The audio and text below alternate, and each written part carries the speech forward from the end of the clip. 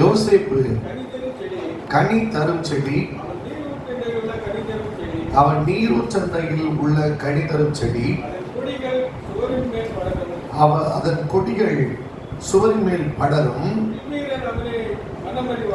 வில்வீரர் அவனை மனமடிவாக்கி அவன் மேல் எய்து அவனை பகைத்தார்கள். ஆனாலும் வில் உறுதியாய் நின்றது, பலத்தன. இதனால் மேய்ப்பனும் கண்மலைவானான். இன்னைக்கும் யோசேப்பின் வாழ்க்கையிலே அவன் சந்தித்த அந்த காரியங்கள், அவனை மனமடிவாக்கின காரியங்கள், இவைகளை குறித்து தான் சொல்லி, ஆனாலும் அவனை வில் உறுதியாய் நின்றது. அவன் தேவனுடைய யாக்கோபின் சர்வ வல்லவராய் அவனுக்கு துணை நின்று அவனை சோதரம் கண்மலையும் இஸ்ரவேலுக்கு மேய்ப்பனுமாய் மாற்றினார் என்பதை குறித்துதான், தலைவனாய் மாற்றினார் என்பதை குறித்துதான் இன்னைக்கு உங்களோடு கூட அவன் கடந்து வந்த பாதைகளிலிருந்து ஒரு சில காரியங்களை உங்களோடு கூட நான் பகிர்ந்து கொள்ள விரும்புகிறேன். இது வாசிக்க கேட்கலாம். ஆதியாகமம் 37:19-20. சொப்பனக்காரன் வருகிறார், குழிகள் ஒன்றிலே அவனை போட்டு சொல்லுவோம் வாருங்கள். பாருங்க, யோசேப்புக்கு வந்த பிரச்சனை, போராட்டங்கள். இன்னைக்கு நீங்க நினைக்கலாம், ஏன் எனக்கு மாத்திரம் இந்த போராட்டம்? சபைக்கு வரேன், அத்தனை தேடுதலை செய்யறேன், நான் உண்மையானதான் வாழ்றேன். யோசேப்பினுடைய வாழ்க்கையில தன் சகோதரர்கள் செய்த தவறுகளை தன் தகப்பனிடத்தில் சொன்ன உண்மையுள்ள ஒரு மனிதன். ஆனா வாழ்க்கையில அவளால் எழும்பவே முடியல. தரிசனம் பெற்ற மனிதன். பாருங்க, அவர்கள் பார்க்கிறாங்க, சொப்பனம் எப்படி நிறைவேறும் என்று சொல்லி அவன் மீது கை போட நினைத்து அவங்க என்ன செய்யறாங்கன்னா, யோசேப்பை குழியிலே தள்ளி. திரும்பமாய் சொல்லுகிறேன், இன்னைக்கு நம்முடைய வாழ்க்கையிலே நம்ம நினைச்சோம், என் வாழ்க்கையில் இப்படி எல்லாம் முன்னேறிடுவேன், கர்த்தர் வாக்குத்தத்தம் கொடுத்துட்டாரு, என் வாழ்க்கையில சுத்திரம் பரவாயில்லை, என் வாழ்க்கை இப்படியாய் முடிய போகிறது, நான் வாழ்க்கையில உண்மையாக இருந்தேன், ஆனா என் வாழ்க்கையில நான் முன்னேறிடுவேன், கர்த்தர் எனக்கு தரிசனம் கொடுத்துட்டான்னு சொல்லி நம்பிக்கையோடு இருந்த தொடங்கின ஒரு வாழ்க்கை. ஆனா எல்லாம் தலைகீழா நடக்குது. அல்லேலூயா, எல்லாம் தலைகீழாய் நடக்குது. சொந்த சகோதரங்களே நீங்க என்ன செஞ்சுட்டாங்களா, சொப்பனம் எப்படி நிறைவேறும் என்று சொல்லி ஸ்தோத்திரம், அவங்க என்ன செய்யறாங்களா, குழியிலே தள்ளிவிட்டார்கள்.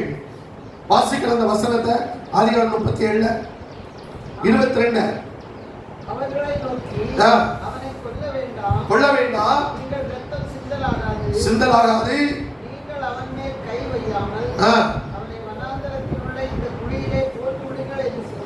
குழியிலே போட்டு விடுங்கள் என்று சொல்லி இவ்விதமாய் தப்பிவித்தான். முதல்ல அவனை என்ன நினைச்சாங்க தெரியுமா, கொல்ல வேண்டும் என்று நினைத்தார்கள். ஆனால் ரூபன் சொல்றான், அவனை கொல்ல வேண்டாம், இரத்தப்பழி வேண்டாம்.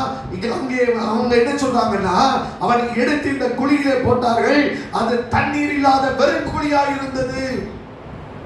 அல்லேலூயா.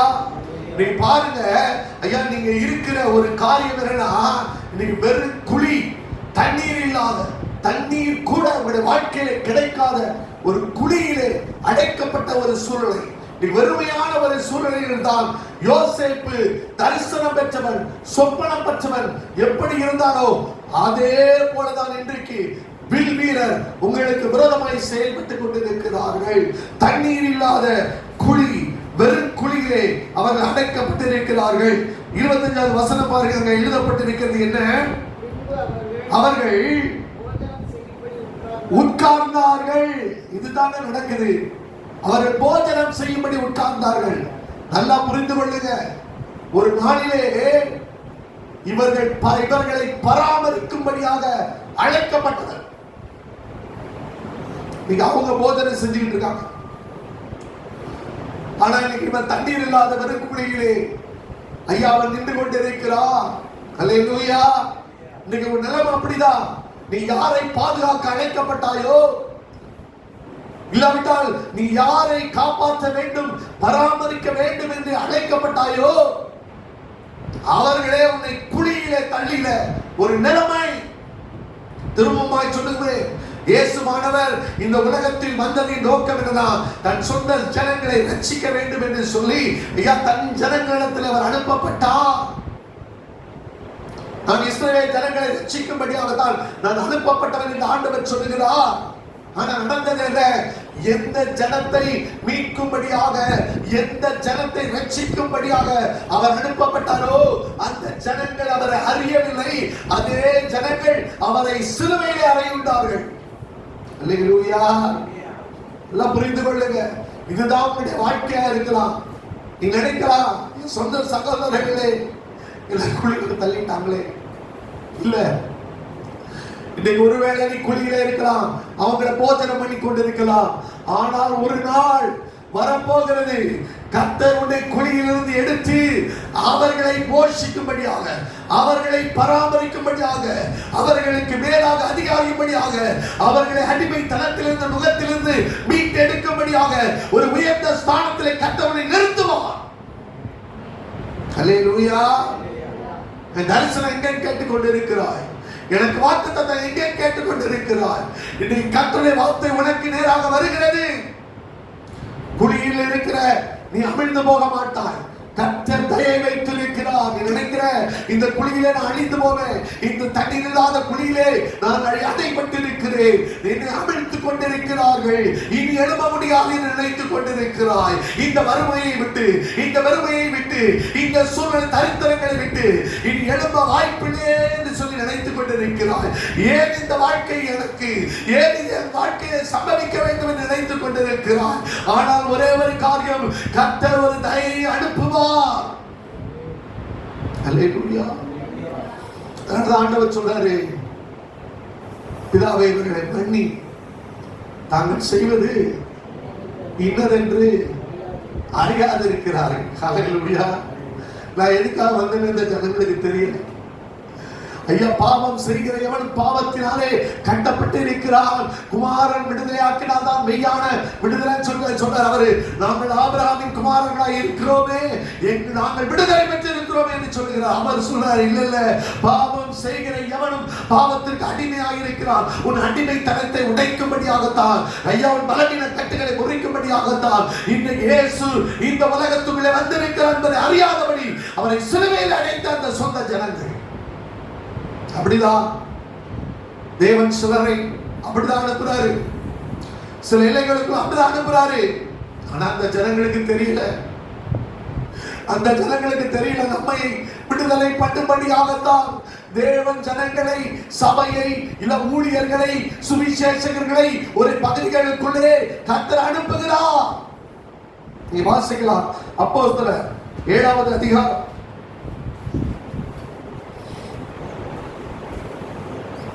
24, 25 வாசிக்க கேட்கலாம். அப்பொழுது அவர்களில் ஒருவன் அநியாயமாய் நடத்தப்படுகிறதை அவன் கண்டு துணை நின்று துன்பப்பட்டவர்களுக்கு நியாயம் செய்தார். தன்னுடைய கையினாலே தேவன் தங்களுக்கு ரட்சிப்பை தருவார் என்பதை தன்னுடைய சகோதரர் அறிந்து கொள்வார்கள் என்று அவன் நினைத்தான். அறியவில்லை. மோசேக்குள்ள ஒரு பயங்கரமான வாஞ்சை. என் ஜனங்கள் எகிப்தியர்னாலே அவனுக்குள்ள சின்ன வயசுல அந்த தரிசனங்க, என் ஜனங்கள் எகிப்தியர் கையினாலே அடிமைப்பட்டிருக்கிறார்களே, துன்பத்தை அனுபவித்துக் கொண்டிருக்கிறார்களே. நான் சொன்ன தரிசனம்ன்றது ஐயா சொல்றோம், ஏதோ ஒரு வயதுல வர்றதில்ல, அந்த சின்ன வயசுலே அவன் அங்கே இருக்கிற பொழுது ஒருவேளை எகிப்தின் அரண்மனையில் தான் வளர்க்கப்பட்டான். ஆனால் அவன் பெரியவனான போது அவனுக்குள்ளே பயங்கரமான ஒரு வைராக்கியம் என்னன்னா, என் ஜனங்கள் நஷ்டத்தையும் துன்பத்தையும் சுமைகளையும் சுமத்தப்பட்டு வருகிறார்கள் சொல்லி என்ன செய்யறானா, ஒரு எகிப்தின் அடித்து அவன் என்ன புரிஞ்சு விடுவான்னு நினைச்சாங்கன்னா, தங்களை ரட்சிக்கும்படி ஐயா சோதரி இவர்களை அனுப்பி இருக்கிறார் என்று என் சகோதரர்கள் நம்புவார்கள் என்று சொல்லி நினைத்தா. ஆனால் அவர்களோ அதை அறியவில்லை. இன்னைக்கு ஒரே ஒரு விஷயம், இன்னைக்கு தேவன் நம்மை ரட்சிக்கும்படி ஆகும். இல்லாவிட்டால் சில நேரங்களில் நம்மை சில இடங்களில் ரட்சிப்புகிற நடத்துறாரு. ஆனா அந்த ஜனங்கள் பாருங்க, உன்னை எனக்கு நியாயாதிபதியாகும் தலைவராகவும் வைத்தவர் யார் என்று கேட்ட உடனே மோசே என்ன செய்யறாங்க, அங்கிருந்து இந்த வார்த்தை நிமித்தம் 28 வாசிக்க 7:28-29 அந்த எகிப்தியனை கொன்றது போல என்னையும் கொன்று போட மனதாய் இருக்கிறாயோ என்றார். இந்த வார்த்தை நிமித்தம் ஓடி போய் சஞ்சரித்துக் கொண்டிருந்தார். வார்த்தை நிமித்தம் பாருங்க, காப்பாற்ற வந்தவர் இன்றைக்கு மனமடி வாக்கப்படுகிறார். அல்லேலூயா. அதுதான் ரொம்ப உண்மை. அவங்க சொல்றாங்க, இவ்வளவு அன்பு இருந்திருந்தா அவன் வேலையை பார்த்து போயிருக்கலாம். 2 எகிப்தியனுக்கும் ஒரு இஸ்ரவேல் ஜனங்களுக்கு தான் சண்டை. 2 பேர் தான் சண்டை போடுறாங்க. நீங்க சண்டை போட்டு எதுக்கு நான் போய் தேவையில்லாத வழக்குல தலையிடும் சொல்ல போயிருக்கலாம். ஆனால் அவன் தன் ஜனத்தை குறித்த வைராக்கியம் என்று சொல்ல போனா ஒரு அன்பு, என் ஜனம் ஐயா அடிமைப்பட்டு இருக்கிறதே, அதை விடுவிக்க வேண்டும் என்று சொல்லி ஒரு அன்பு ஜனத்தின் நிமித்தம் இருந்ததுனால போய் தலையிட்டு அந்த எகிப்தியரை கொன்று புதைத்து விடுகிறான். ஆனா பாருங்க, எவ்வளவுதான் உதவி செஞ்சா கூட அந்த ஜனங்கள் பாருங்க புரியல, அறியல. நீ என்னை கொண்டு ஓட வருகிறாயா சொன்ன மாத்திரத்துல அவன் ஓடி போய் மனமடிவாக்கப்பட்டு கேட்கிறாங்க, நியாயாதிபதியை வைத்தவரையா? ஆனா வேதம் சொல்லுகிறது, ஆதியாகமம் 39:3 கர்த்தர் அவனோடே இருந்தார் என்றும் அவன் செய்கிற யாவையும் கர்த்தர் வாய்க்கப்படுகிறார் என்றும் அவன் எஜமான் கண்டு யோசேப்பினிடத்தில் தயவு வைத்து அவனை தனக்கு ஊழியக்காரனும் தன் வீட்டுக்கு விசாரணைக்காரனும் ஆக்கி தனக்கு உண்டான யாவற்றையும் அவன் கையில் ஒப்புவித்தான். இவ்வளவு தூரம் கஷ்டப்பட்டோம், குழியில இருந்தோம். அப்பா தேவன் ஒரு தயவு காமிச்சாரு. இப்ப எங்க போய் விற்கப்பட்டான்னு தெரியும். மீதியான இடத்தை தள்ளிட்டாங்க. 20 வெள்ளிக்காசுக்காக தள்ளிட்டாங்க. அவங்க கொண்டு வந்து போத்திபார் வீட்டுல கொண்டு வந்து வச்சுட்டாங்க. அங்க பாக்குறான், அடிமையாக விற்கப்பட்டவன் போத்திபார் வீட்டுல அவருடைய வாழ்க்கையில அவன் போத்திபார் பார்த்துக்கிட்டே இருக்கான். இவனோடு கர்த்தர் இருக்கிறான். அவன் எஜமான் பார்க்கிறான், ஐயா கர்த்தர் இருக்கிறார் என்பதை கண்டு இவனுக்கு ஒரு உயர்வை கொடுக்கிறேன். அல்லேலூயா. யோசேப்புடைய வாழ்க்கையில் அடுத்த உயர்வு சொல்றேன், உயர்வு கிடைச்சிச்சு. அல்லேலூயா. பரவாயில்லை, இவன் நினைச்சிருப்பான், பரவாயில்லை கர்த்தர் நல்லவன், கர்த்தர் கிருபை உள்ளவன், ஐயா எல்லாருக்கும் என்னை விசாரணைக்காரனாய் மாதருக்கும் என்னை விசாரணைக்காரனாய் மாற்றி இருக்கிறார் அப்படின்னு சொல்லிட்டு சந்தோஷப்பட்டிருப்பான். ஆனா நடந்தது என்ன? கொஞ்ச காலம் தாங்க, கொஞ்ச காலம் வாசிக்கிற 39:12 அவள் அவனுடைய வஸ்திரத்தை பற்றி பிடித்து என்னோட சைடு என்றால் தன் வஸ்திரத்தை அவள் கையிலே விட்டு வெளியே ஓடி போனா. ஒரு பரிசுத்தத்துக்கான போராட்டம் நடக்கிறது. வாழ்க்கையில உயர்வு கிடைச்சிருச்சு. ஐயா சொல்றான், அடுத்தவன் பிளான் போட்டிருப்பான். இப்ப இங்க இருந்து இப்படி திட்டம் போட்டுடலாம், இப்படி வாழ்க்கையை கட்டிடலாம், இப்படி காரியங்களை செஞ்சிருக்கலாம்னு சொல்லிட்டு யோசேப்பு எவ்வளவோ திட்டம் போட்டு இருப்பான். ஆனா நடந்தது என்ன? ஐயா அந்த திட்டத்துக்கு மாறாக ஒரு நாள் குழியில விழுந்தது போல இன்னைக்கு அடுத்த ஒரு போராட்டம் அவனுக்கு தொடங்கினது. ஐயா அந்த எஜமாட்டி அவன் மீது கண் போட்டு அவனை பின்தொடர்ந்து வந்து, நான் திரும்பமாய் சொல்லுகிறேன், உன்னை அழிக்கும்படியாக, உன் உயர்வை கெடுக்கும்படியாக. ஐயா சொல்ல, ஒருவேளை ஐயா தேவன் தான் என்னை கொண்டு வந்து ஒரு தயவை கொடுத்து ஐயா கர்த்தர் இவனோடு கூட இருக்கிறார் அந்த எஜமான் பார்க்கிற அளவுக்கு அவருக்கு ஒரு கண்ணில கிருபை கிடைத்து இன்னைக்கு விசாரணைக்காரனாய் மாற்றி இருக்கிறார் என்று சொல்லி நீ சாட்சி சொன்னார். இன்னைக்கு அந்த இடத்துல ஒரு போராட்டத்தை கொண்டு வந்துட்டோம். உன்னை பின்தொடர்ந்து வருகிற சத்துருப்படி வல்லமை வில்லாளர் உன்னை பகைக்கும்படியாக, உன் மேன்மையை கெடுக்கும்படியாக, உன் மீது வீண் பழிகளை சுமத்தும்படியாக, உன் மீது நிபச்சொல்லை ஐயா உன் பேரை கெடுக்கும்படியாக சில நிபச்சொல்களை ஐயா தூக்கி உன் மீது போடும்படியாக எழுப்பி இருக்கிறார்கள். பாருங்க, அவன் சம்மதிக்கவில்லை, அவன் இணங்கவில்லை. அவன் சொல்றான், தேவன் பார்த்து கொண்டிருக்கிறான், இவ்வளவு பெரிய பொல்லாங்கு செய்வது எப்படி? ஆனா எஜமான் யாரை நம்பினா தெரியுமா? பொதுவா ராஜாக்கள்லாம் ஒரு காரியத்தை தீர்க்கமாய் விசாரிக்கிறார். ராஜானாலே அவன் ஆழமாய் முன்னெடுக்கிறவன், அந்த காரியத்துல தீர விசாரணை பண்ணாதான் ராஜாக்கள் கண்கள் அப்படிப்பட்டது. ஆனா இவன் சொல்றான்,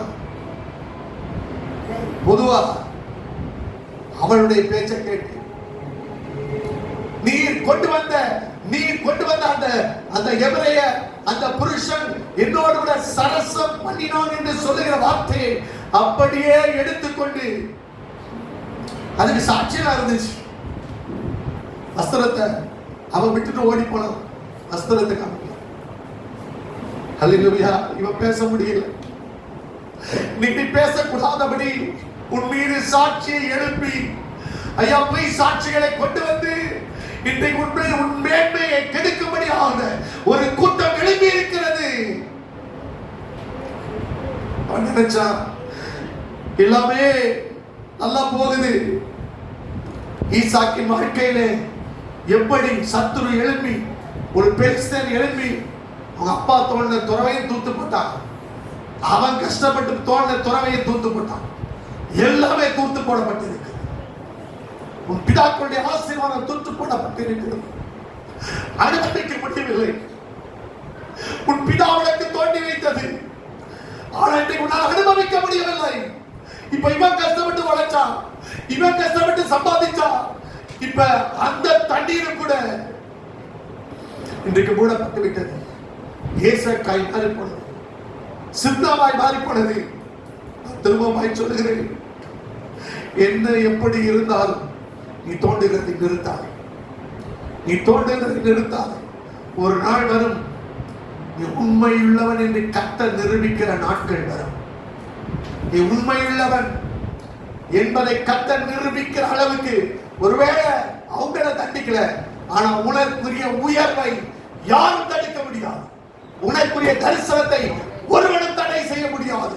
ஐயா ஒருவேளை ஐயா சொல்ற அவர்கள் துரத்து விட்டாலும் இன்னொரு இடத்திலே அதை காட்டிலும் மேன்மையான இடத்துக்குள்ளே கர்த்தர் கொண்டு போவா. ஹல்லேலூயா. அதுதான் உன் மீது வைத்திருக்கிற தரிசனம், அதுதான் உன் மீது வைத்திருக்கிற திட்டம். நினைக்காத நான் கை வச்சதெல்லாம் அப்படிதான் போகுமா, நான் கை வச்சதெல்லாம் அப்படிதான் சபிக்கப்பட்டு இருக்கிறா, அப்படி நினைக்காத, ஒரு நாளும் நினைக்காத. இன்னைக்கு வில்வீரர் உன்னை பகைக்கிறார்கள், உன் மீது பொறாமை கொண்டவர்கள் உனக்கு விரோதமாக எழும்புகிறார்கள். உன் ஆசீர்வாதத்தை தூத்து போடும்படியாக விருத்த சேதங்களால் பெலிஸ்தர்கள் எழும்பிக் கொண்டுதான் இருக்கிறார்கள். உன் வஸ்திரத்தை ஐயா கரைப்படுத்தும்படியாக, உன் மீது வீண் பலிகளை சுமத்தும்படியாக ஒரு கூட்டம் எழும்பி இருக்கிறது. அதன் மத்தியிலே தேவன் உனக்காக வழக்காடுவார். தேவன் உன் பட்சத்திலே இருக்கிறேன். அவன் மேல வாக்கு யோசேப்பு கனி தரும் செடி, அவன் கனி தருவான். சூழ்நிலை எப்படி நாளே இருக்கு பார்க்க. மூன்றாவது காரியமாக சொல்லி நான் நிறைவு செய்ய போகிறேன். வாசிக்கலாம். ஆதியாகமம் 40வது அதிகாரம் 6வது வசனம். காலமே யோசேப்பு அவர்களிடத்தில் போய் அவர்களை பார்க்கும்போது அவர்கள் கலங்கி இருந்தார்கள். இப்ப எங்க இருக்க தலைவரே? ஐயா வீட்டுல சந்தோஷமாய் பலவரன் அங்கே உடித்து இருந்தவர் குழியிலே தள்ளப்பட்டார். போத்திபார் வீட்டுக்குள்ளே உயர்ந்த பதவிக்குள்ளே தேவனை உயர்த்தினார். இன்றைக்கு சிறைச்சாலைக்குள்ளே இருக்கிறார். போக முடியலங்க. நடுவில் ஒரு சின்ன தயவு கிடைக்குது. பாருங்க, கலங்கி இருந்தார்கள். இவனுக்குள்ளே ஒரு பெரிய வருத்தம் கலக்கம். 2 பேருக்கு வந்திருக்காங்க, சிறைச்சாலை அடைபட்டிருக்கு, கலங்கி இருந்தார்கள். பாருங்க 7வது வசனம். அப்பொழுது அவன் எஜமானுடைய வீட்டில் காவல் பண்ணப்பட்டிருந்த பார்வோனுடைய பிரதானிகளை நோக்கி உங்கள் முகங்கள் இன்று துக்கமாய் இருக்கிறது என்ன என்று கேட்டா அவர்கள் அதற்கு அர்த்தம் சொல்லுகிறவன் ஒருவனும் இல்லை என்றார்கள். என்றார்கள். அதற்கு யோசேப்பு சொப்பனத்துக்கு அர்த்தம் சொல்லுதல் தேவனுக்குரியதல்லவா? தேவனுக்குரியதல்லவா? அவைகளை என்னிடத்தில் சொல்லுங்கள். ஒருவேளை நீங்க நெருக்கத்துல இருக்கலாம், ஒருவேளை நீங்க சிறையிருப்புக்குள்ள இருக்கலாம், ஒருவேளை உங்க சொப்பனமே நிறைவேறாமல் போயிருக்கலாம். ஆனா பாருங்க, 2 பேர் வந்திருக்கிறாங்க, துக்கமா இருக்கிறாங்க. இவன் நினைச்சு எனக்கே நிறைவேறல, இனி இவங்க 2 பேர் வேற சொப்பனம் அப்படின்னு சொல்லிட்டு போடுங்க. என்னிடத்தில் சொல்லுங்க. நன்மை செய்கிறதுல சோர்ந்து போகாமல் இருங்க. நன்மை செய்யல சோர்ந்து போகாம இருங்க. அதனாலதான் ஆண்டவர் சொல்லி வச்சாரு, ஐயா 10:25 உங்கள் தாளந்துகளை புதைத்து வைத்து விடாதிருங்கள். ஒரு தாளந்து தான் இருக்கிறாங்க, நீயே சிறைச்சாலையில் இருக்கலாம், ஒரு தாளந்து தான் இருக்கலாம். ஐயா சொல்ற இவ்வளவுதான் லிமிட்டேஷன். வாழ்க்கையில உயர்வு இல்லை, ஒரு ஆசீர்வாதம் இல்லை. ஆனா ஒரே ஒரு காரியம், ஐயா அவன் புதைத்து வைக்கவில்லை, புதைத்து வைக்கவில்லை சொன்னாங்க. சொல்லுங்க, திரும்பமாய் சொல்லுகிறேன், உன்னிடத்தில் தேவன் அனுப்புவர்களுக்கு உன்னால் இயன்றதை நீ செய்யப்பட, நீ தடை பண்ணாத. என் ஆண்டவர் சொன்னார், கொஞ்சத்தில் உண்மை உள்ளவன். உன்கிட்ட இருக்கிற அந்த கொஞ்ச பலன்ல நீ செய்யற பாரு, கொஞ்ச பலன்ல ஐயா நீ ஏதோ ஒரு காரியத்தை செய்யற பாரு, அது தேவன் பார்ப்பார். தேவன் பார்ப்பார். கடைசி சொட்டு சொல்றா, எலியா அனுப்பப்பட்டான். எலியா போய் சமாரியா நாட்டில் உள்ள ஒரு விதவை சாரிபாத் விதவைக்கு வீட்டுக்கு அனுப்புறான். நம்ம ஊர் ஜனங்களாலும் சரி, இந்த பக்கத்து வீடு எல்லாம் தெரியும். ஆண்டவர் பாருங்க, ஏதோ ஒரு இடத்த அனுப்புறாரு. அவன் சொல்றா, சாப்பிட்டு கடைசியா நானும் பிள்ளையும் செத்து போடலாம்னு சொல்லிட்டு கொஞ்சம் தான் இருக்கு. ஒரு அடையே முதல் பார்க்க போயா, நாங்க ஒரு நேரம் வாழ்ந்துருக்கோம் அப்படின்னு நினைக்கல. கொடுத்து பார்த்தா அவளும் அவள் வீட்டார் அனைவரும் பஞ்ச காலம் முழுவதும் திருப்தி அடையத்தக்கதாக தேவன் ஒரு ஆசீர்வாதத்தை வைத்திருந்தார். சொல்றேன், இல்ல எனக்கு கொஞ்சம் பலம் தான் இருக்கு. இல்ல இந்த வசனத்தை காத்து கொண்ட கொஞ்சம் பலன் இருந்தவன் நாமத்தை மறுதேறியாமல் என் வசனத்தை கை கொண்டபடினாலே ஐயா சொன்ன திறந்த வாசலை வடக்கு முன்பாக நான் வைப்பேன், திறந்த வாசலை வைப்பேன். வசனத்தை தாண்டி போயிடாது. யோசேப்பு நினைச்சா போயிருந்த அந்த பெண்ணோடு கூட சரசம் பண்ணிட்டு போயிடலாம், இந்த இடத்தை யாரும் நான் தக்க வச்சுக்கலாம்னு சொல்லிட்டு அவன் ஒத்து போயிருக்கிறாங்க, இணைக்கு போயிருக்கிறாங்க, சம்பந்திச்சிருக்கிறாங்க. ஆனால் ஒரு நாளும் தேவனுக்கு விரோதமாக பொல்லாப்பு செய்வது எப்படி?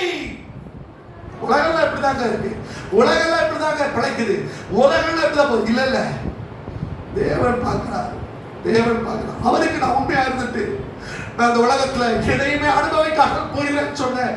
ஒரு யோசேப்பின் வாழ்க்கை கடிதம் செடியாய் மாறினது. சொல்றேன், உதவி செஞ்சான், தன் தாளந்துகளை விதைத்தான். நடந்தது என்ன? ஹல்லேலூயா. பாருங்க, அதுலயும் ஒரு பெரிய காரியம் என்ன, போகும்போது சொல்றான், ஒரு குற்றம் நான் செய்யலப்பா.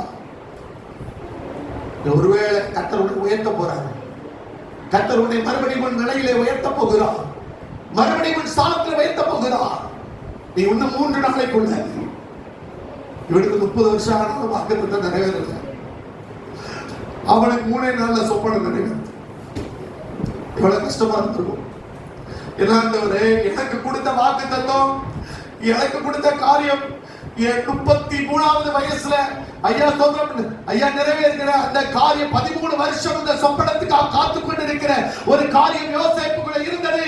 ஆனால் 3 நாளைக்குள்ளே அந்த சொப்பனம் நிறைவேறுகிறதை அவன் கண்கூடாய் பார்க்கிறான். மற்றவங்களுக்கு 3 நாளைக்குள்ள ஆகுது, எனக்கு பத்திரை ஆண்டவர். இன்னைக்கு பலவிதமான கேள்விகளோடு கூட நீ உட்கார்ந்து இருக்கலாம்.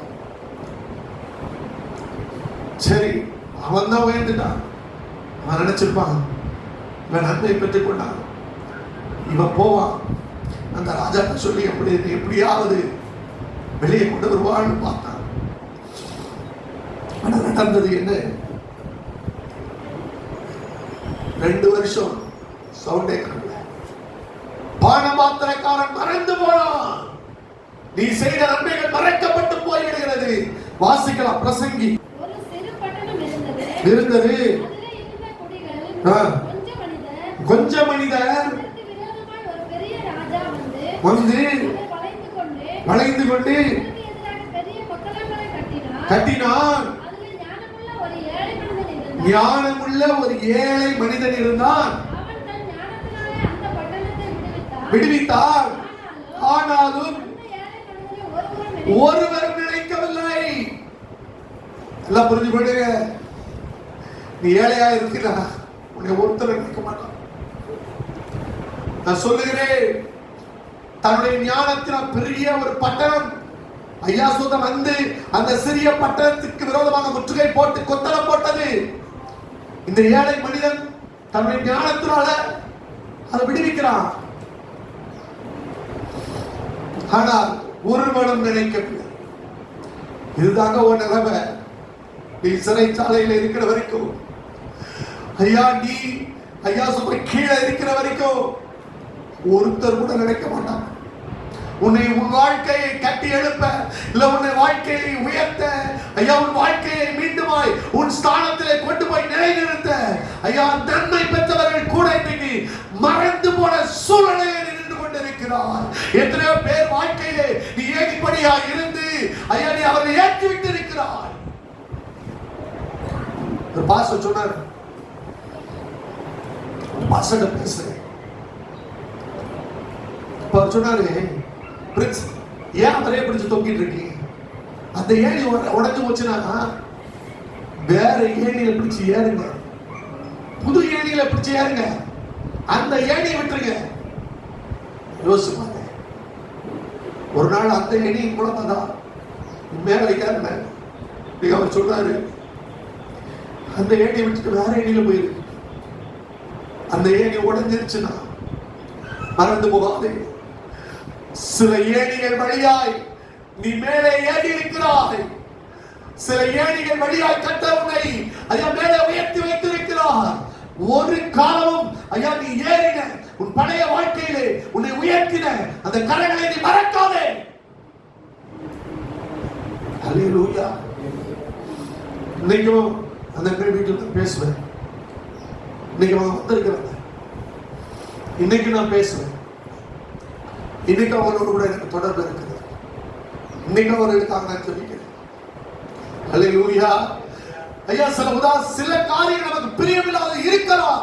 ஆனால் ஒரு நாளும் ஐயா அவங்க இல்லாட்டி ஐயா சில நன்மைகள் அந்த தருணத்தில் நமக்கு தடைபட்டு இருக்குமே. ஹல்லேலூயா. ஏறின உடைச்சிட்டு உன்னாலதான் உடைஞ்சு போயிருக்கான். நீ ஏறின நிமித்தமாக உன்னை ஆண்டவர் உன்னையே சுமந்து கொண்டு போனது நிமித்தமாகத்தான் அவன் உடைத்து போயிருக்கிறான். ஆனால் இந்த ஏணியை மறந்துவிட்டு இன்னொரு ஏணியை பிடித்து நீ உயர்ந்த நிமித்தம் இன்றைக்கு ஐயா நீ மேன்மை பாராட்டிக் கொண்டிருக்கிறான். அவன் சிறைச்சாலையில் இருக்கிறான். அவன் சிறைச்சாலையில் இருக்கிறான். நடந்ததை திரும்பி சொல்றேன். தேவன் அன்றைக்கு பார்வோனுக்கு ஒரு கலக்கத்தை கொடுக்கிறார். பார்வோனுக்கு கலக்கம். ஒரு நாள் இவன் கலக்கிட்டு இருந்தான்.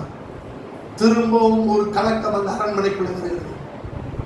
நீ மறந்து போனா ஐயா அன்னைக்கு செய்த நன்மைகளை மறந்து போனா திரும்பவும் இவர் கலக்கத்தை ஃபேஸ் பண்ணுவ.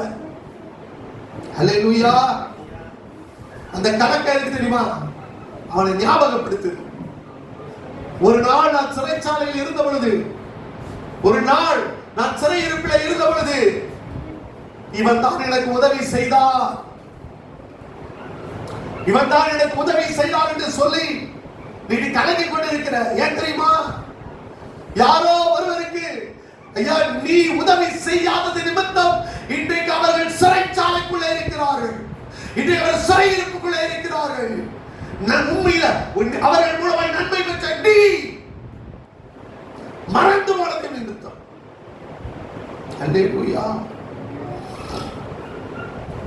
எத்தனையோ பேர் சிறைச்சாலை நான் தான் பாருங்க, கலக்கம் வந்த உடனே அன்னைக்கு தான் ஃபர்ஸ்ட் சாட்சியை அவர் சொல்றாரு. அது வரைக்கும் சாட்சியை சொன்னது அல்லேலூயா. முதல் சாட்சி பார்வனுக்கு முன்பாக, அது வரைக்கும் சிலவங்க சொல்ல மாட்டாங்க. ஃபர்ஸ்ட் சாட்சி, நான் சிறைச்சாலையில் இருந்த பொழுது நான் கண்ட சொப்பனத்திற்கு சரியான ஒரு விளக்கம் கொடுத்தார் என்று சொன்னார். அந்த சாட்சி நிமித்தம் திரும்பமாய் சொல்லுகிறேன், நீ சாட்சி கொடுக்காதது நிமித்தம் இன்னைக்கு அநேகம் பேர் அன்னைக்கே பார்வோட்ட போய் இப்படி ஒருவன் இருக்கிறான், இப்படி என்ன விடுதலை பண்ண சொல்லிதுனா அன்னைக்கு அவன் சிறைச்சாலையில் இருந்தது. ஐயா ஸ்தோத்திரம், நான் சொல்றேன் ஐயா, நீ சாட்சி கொடுக்காதது நிமித்தம் இன்னைக்கு பல பேர் சிறை இருப்புகளை இருக்கிறார்கள். ஐயா, பலர் விடுதலை அறியாதபடி வழியை அறியாமல் இருக்கிறார்கள். நான் சொல்லுகிறேன், உன்னுடைய சாட்சி. அதனால பிசாசு பிடிச்ச மனுஷன் தன்னோட வர இருக்கும்போது சொன்னாரு, இந்த பட்டணத்திலே நிறைய அவங்களுக்கு போய் நீ ஒரு சாட்சியை சொல்ல மாட்டாயா, நான் உனக்கு செய்ததை சொல்ல மாட்டாயா. ஐயா, வலதைக்கு விடுதலைக்கு வித்தியாசம் தெரியாத ஜனங்கள் இருக்கிறாங்க. இதுவரைக்கும் ஐயா ஸ்தோத்திரம், நீ என்றைக்காவது ஒரு நாள் தேவன் ஐயா உன்னை விடுவித்தார், ஐயா நான் சிறையிருப்புக்குள்ள இருந்தேன், ஐயா இந்த நிலைமையில மறுபடியும் ஸ்தானத்திலே கொண்டு போய் நிலைநிறுத்தி இருக்கிறார் என்று சொல்லி உன் பட்டணத்து ஜனங்களுக்கு, உன்னோடு பழகுகிறவர்களுக்கு, உன்னோடு வேலை செய்கிறவர்களுக்கு, உன்னை போல ஐயா கட்டுண்டு போக இருக்கிறவர்களுக்கு உன்னுடைய சாட்சியை சொல்லி இருக்கிறாயா? அல்லேலூயா. சொல்றேன், நீ மாத்திரம் சொன்னீங்க, நீ மாத்திரமல்ல, யோசேப்பின் நிமித்தமாக அந்த எகிப்து தேசம் முழுவதும் பஞ்சத்திலிருந்து காப்பாற்றப்பட்டது. நீ சொல்ற ஒரே ஒரு சாட்சி அநேகர் வெளியே கொண்டு வருவது மாத்திரமல்ல, அது ஐயா ஸ்தோத்திரம் தேசம் முழுவதையும் ரட்சிக்க ஒரே ஒரு சாட்சி, ஒரே ஒரு மனுஷனுடைய ரட்சிப்பு தாங்க. பில்லி கிரகாம் என்கிற ஒரே ஒரு மனுஷன் ரட்சிக்கப்பட்டது நிமித்தம் கோடி மக்கள் சுவிசேஷத்தை கேட்டு எத்தனையோ மக்கள் இன்றைக்கும் தேவனுடைய ராஜ்யத்துக்கு உட்பட்டு இருக்கிறார்கள். அல்லேலூயா. இதுவரைக்கும் சாட்சி சொல்ல மாட்டேன், எதுவரைக்கும் தேவன் ஸ்தானத்தில் உயர்த்ததை மாத்திரம் அனுபவித்துக் கொண்டிருப்பார். ஒரு நாள் வரும், நீ சிறைச்சால கலங்கி இருந்தது போல திரும்பவும் அதே கலக்கத்தை எகிப்துக்குள்ளே தேவன் அனுப்பினார். அன்னைக்கு போய் ராஜாக்களுக்கு முன்பாக சாட்சி சொல்றான். அல்லேலூயா. அன்றைக்கு ஐயா யோசேப்பை வெளியே கொண்டு வந்தார். நான் சொல்றேன், உன்னை குறித்து சாட்சி சொல்லி உன் சிறையிருப்பில் இருந்து வெளியே கொண்டு வருகிற நாட்கள் வந்து கொண்டிருக்கிறது. அல்லேலூயா. நீ சொல்ற நான் சிறையிருப்புக்குள்ள இருக்கிறேன்னு சொல்லிட்டு இல்ல, கர்த்தர் உனக்காக ராஜாக்களோடு பேசிக் கொண்டிருக்கிறார். அல்லேலூயா. ஐயா, கர்த்தர் ராஜாக்களுக்கு சொப்பனத்தை கொடுத்து கொண்டிருக்கிறார். அல்லேலூயா. ஐயா, உன்னுடைய தாளத்தை ஐயா உனக்கு வைத்திருக்கிற திட்டத்தை நிறைவேற்றும்படியாக, உனக்கு தேவன் சொன்ன வாக்குத்தத்தத்தை நிறைவேற்றும்படியாக ஏதோ ஒரு ராஜாக்களுக்கு அவன் தூக்கத்தை வரவிடாதபடி அன்று ராத்திரியிலே அவனுக்கு ஒரு கலக்கத்தை கொடுத்து, அவனுக்கு ஒரு சொப்பனத்தை கொடுத்து, அது ரெட்டிக்க செய்து, அது ரெட்டிப்பான காரிய நிமித்தம் அது நிச்சயமாய் நிறைவேறும். அல்லேலூயா. அல்லேலூயா. திரும்பமாய் சொல்லுகிறேன், இனி சிறையிருப்பு தான். யாருமே விடுதலையாக்க ஒருத்தர் கூட அவனுக்காக வழக்காட இல்லைங்க. கர்த்தர் வழக்காடினார். பார்வோனுக்கு சிறையிருப்பு ஐயா ஒரு சொப்பனத்தை கொடுத்து அவனை ஆள் அனுப்பி அழைத்துக் கொண்டு வர சொன்னார். சிறைச்சாலை வஸ்திரத்திலிருந்து ராஜ வஸ்திரம் தரிக்கப்பட்டவனா, அதிகாரம் கொடுக்கப்பட்டவனா, தேசம் முழுவதுக்கும் அதிகாரியாக நியமிக்கப்பட்டார். எப்படிப்பட்ட சொல்ல தெரியுமா? பிராணன் இரும்பில் அடைபட்டு இருந்து கால்களை விலங்கு போட்டு ஒடுக்கினார்கள். வெளியே போக முடியலங்க. ஏதோ காலம் கட்டி வச்சார். சிறைச்சாலை விட்டு என்னைக்கா வெளியே போக முடியுமா? பார்க்கிறதெல்லாம் சிறை கைதி. பிராணன் இரும்பில் அடைபட்ட நிலைமை, கால்கள் கட்டப்பட்ட நிலைமை. யோசித்து பாடுகள் 2 வருஷம் கூட அனுபவிச்சார். பரவாயில்லை. ஆனால் அதற்கு ஈடாக நீ சிறுமைப்பட்ட நாட்களுக்கும் நீ துன்பத்தை கண்ட வருஷங்களுக்கும் சரியாய் மகிழ்ச்சியாக்குகிற நாட்களை கற்று கொண்டு வந்திருக்கிறோம். கண்களை மூடி ஜெபம் செய்வோம். மூலமாய் கர்த்தர் நிறைய பேர் தங்கள் நிலையிலே நிறுத்த உதவி செய்வார். மனமாத்திரக்காரனை போல துக்கத்தோடு கலக்கத்தோடு இருக்கிறவர்களை நிச்சயமாய் நான் சொல்லுகிறேன், மறுபடியும் அவர்கள் ஸ்தானத்திலே நிலை நிறுத்த கர்த்தரை பயன்படுத்துவார். ஹல்லேலூயா. உங்க அழைப்பு இருந்ததால் அணைந்து போகவில்லை, உங்க அன்பு இருந்ததால் நான் கைவிடப்படல, உங்க கிருபை காப்பதால் வாழ்ந்து கொண்டிருப்பேன், உங்க அன்பிற்கு நிகரே இல்லை, உங்க கிருபை என்ன காப்பதால் வாழ்ந்து கொண்டிருக்கேன், உங்க அன்பிற்கு மனிதர்கள் ஒன்றோ இரண்டோ நீ எனக்காக திறந்தது 1000 அன்றோ, உடைக்கப்பட்டு உம்மை விட்டு ஓடி ஒழிந்து என்னை துரத்தி வந்து ஊழியத்தை துவங்க வைத்தீரே. ஒன்றோ இரண்டோ நீ எனக்காக திறந்தது 1000 அன்றோ, உடைக்கப்பட்ட ஓடி ஒழிந்து என்னை துரத்தி வந்து ஊழியத்தை துவங்க வைத்தீரே. என் ஆதாரமே, என் ஆதரவே, அழைத்த அழைப்பின் ஆதரவே, என் ஆதரவே, என் ஆதரவே, அழைத்த அழைப்பின் ஆதரவே, உங்க அழைப்பு இருந்ததால் நான் அழைத்து போததால் கைவிடப்படல, இருந்ததால் நான் வாழ்ந்து கொண்டிருக்கேன், உங்க அன்பிற்கு நிகரே, உங்க கிருபை என்னை காப்பதால் உங்க அன்பிற்கு அழைத்தவர் நீரோ உண்மை உள்ளவர், என்னை உயர்த்தி வைக்கும் மேன்மையால் திட்டம் கொண்டவர், என்ன வந்தாலும் தொடர செய்தவர், நான் என்னென்னும் சார்ந்திருக்கும் தகுதி உள்ள பாடுங்க. அழைத்தவர் நீரோ உண்மை உள்ளவர், கொண்டவர், என்ன வந்தாலும் எது வந்தாலும் தொடர செய்தவர், நாம் என்று சார்ந்திருக்கும் தகுதி உள்ளவர், உம்மை நம்பிடுவேன், உம்மை பின்தொடர்வே, இறுதியாய் உம்மை செய்வேன், உம்மை நம்பிடுவேன், உம்மை பின்தொடர்வே,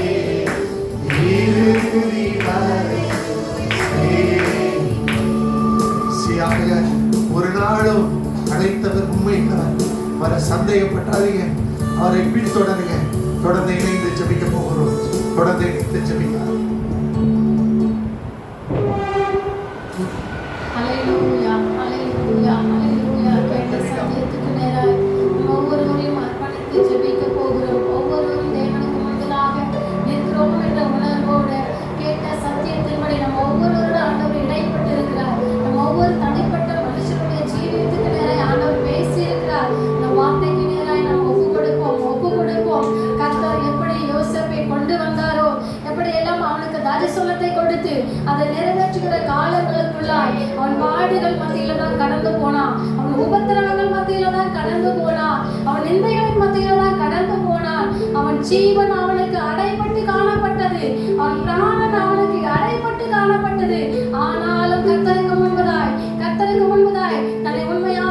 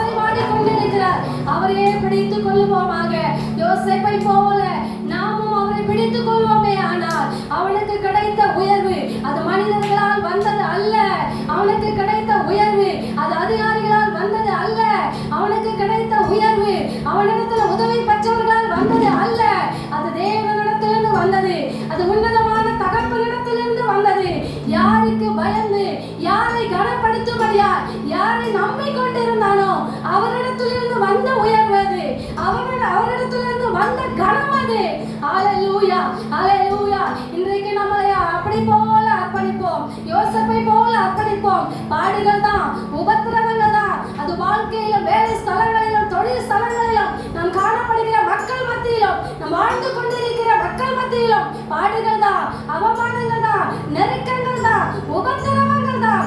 ஆனாலும் யோசேப்பை போல உங்களை அர்ப்பணிப்போமாக. யோசேப்பை போல அர்ப்பணியுங்கள். கர்த்தர் அதையெல்லாம் பார்த்து கொண்டிருக்கிறார். உங்கள் நினைவுகளை அவர் அறிந்திருக்கிறபடியால் அவருடைய சமூகத்தில் உங்கள் இருதயங்களை ஊற்றுங்கள்.